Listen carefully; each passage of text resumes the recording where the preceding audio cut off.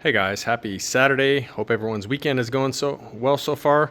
So welcome to the next episode of Day in the Life of Vintage Classic Specialist, which is our little daily updates we do from our small VW restoration shop. So this is a car that we finished, I want to say like a year ago. I don't know, I can go back and check, but finished this car up. We did nearly everything on this car except the paint and the upholstery. I think the upholstery was done at Lenny's shop, but we pretty much assembled the car from there. Actually, I think he had already restored the pan, but pretty much everything else we did.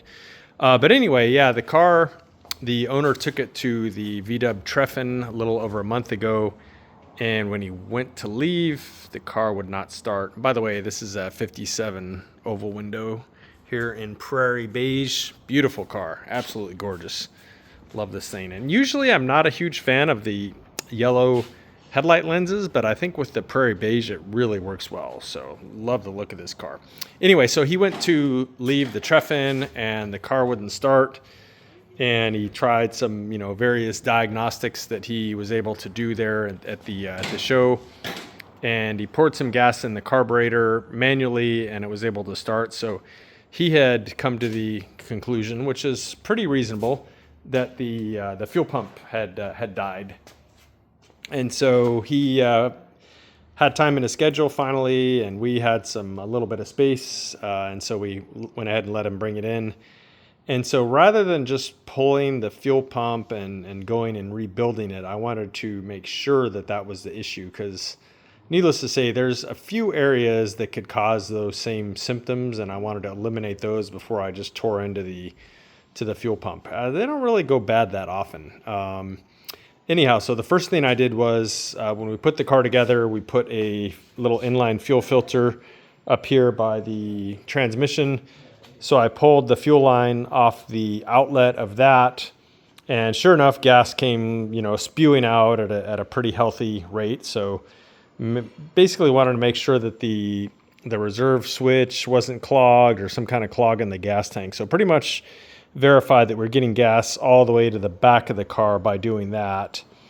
And then the next thing I did then was to verify whether or not the pump was bad. And so what I did there was simply disconnect the outlet from the carburetor, point it into a cup, and then have my upholstery guy crank the key, and sure enough, gas came squirting out in pulses just like it should as the motor was turning over.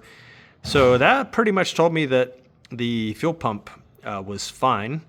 And so that pretty much left something with the carburetor. And as you've probably guessed if you've worked on carburetors before, the needle and seat valve, which is what controls the flow of gas into the carburetor, seemed to have been stuck. So without even pulling the carburetor off the car, I went ahead and took the top of the carburetor off. And sure enough, the float bowl was bone dry. And so, yeah, that was pretty much it. So I went ahead and pulled the carburetor off, and at that point, might as well just go through the whole carburetor. So pulled it off, completely disassembled it, cleaned it out with carburetor spray, cleaned all the jets, cleaned the inside, the float bowl, etc., and then reassembled it with a new needle and seat valve and put it on the car, and bingo. So, yeah, that was it.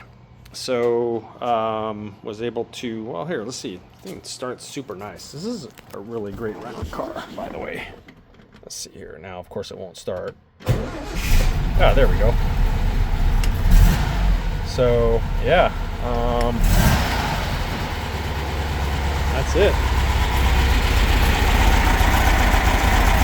It's cold, so it's a little bit rough right now, but that took care of that issue.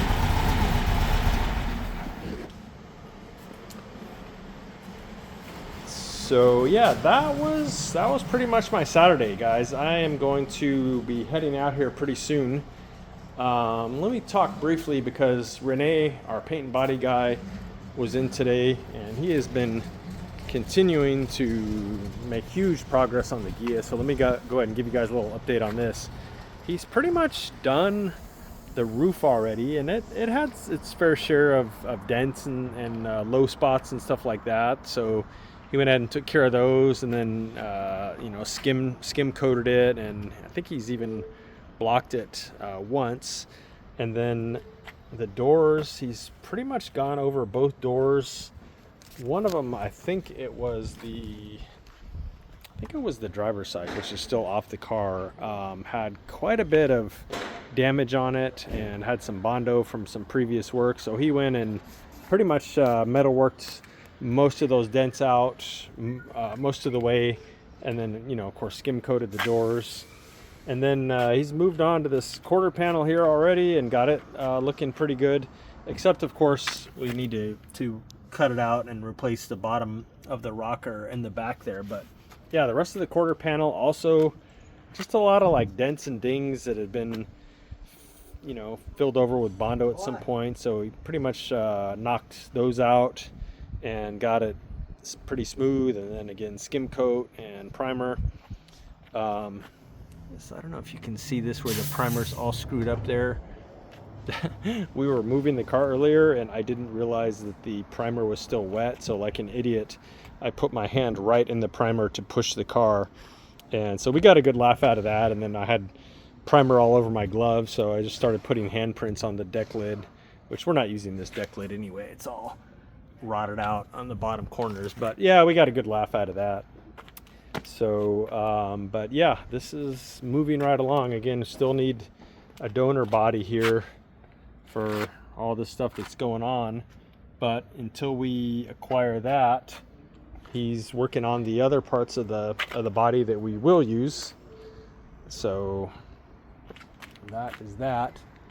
And then our upholstery guy here, Santiago, is already starting to put the headliner in the tennis ball, aka the 74 Love Bug.